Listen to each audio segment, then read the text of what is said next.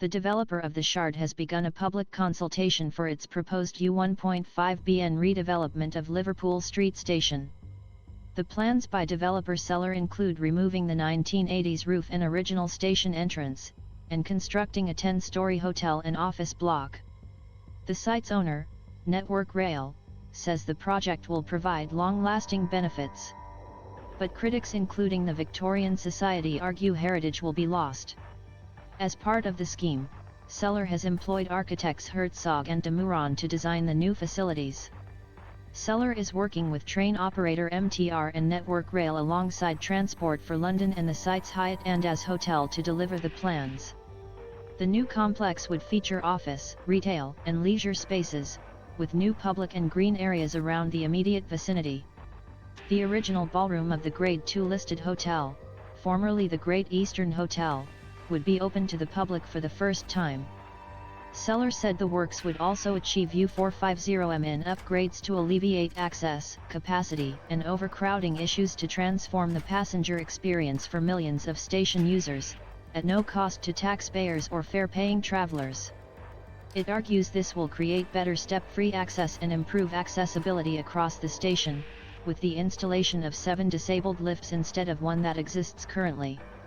The original Victorian building dates back to the 1870s, and during World War II the station served as a destination where some 10,000 children arrived on kinder transport fleeing Nazi persecution. More recently, it has become one of the capital's busiest train stations, and new platforms were built for the Elizabeth Line, which opened fully this month. The station's architecture is recognized as some of the finest of its era, especially its glass roof, and has been the subject of a number of past campaigns to stop demolition or redevelopment of the site. The Victorian Society, an organization campaigning to protect Victorian and Edwardian buildings, has hit out at the proposals, which it said gave it grave concerns, starting a funding webpage to oppose the plans. The Society's director, Joe O'Donnell, said it was extremely disappointing that despite asking to be involved from an early stage this had not happened. Given Sellar's previous developments of the Paddington Cube and the Shard, this development is likely to overwhelm the listed building, he said. Mr. O'Donnell added the artist's impressions of the development hint at the sky above the concourse being totally blocked out by a view of a new tower. If this scheme turns out to be as harmful to the listed building and surrounding conservation area as it seems, we will fight it, he said.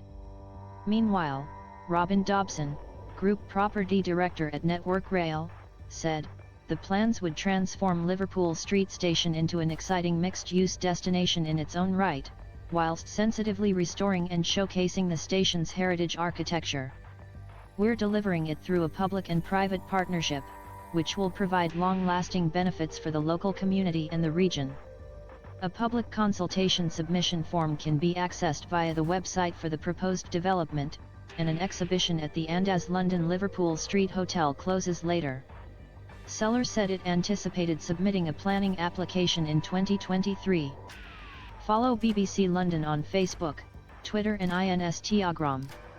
Send your story ideas to hellobbclondon@bbc.co.uk. The BBC is not responsible for the content of external sites.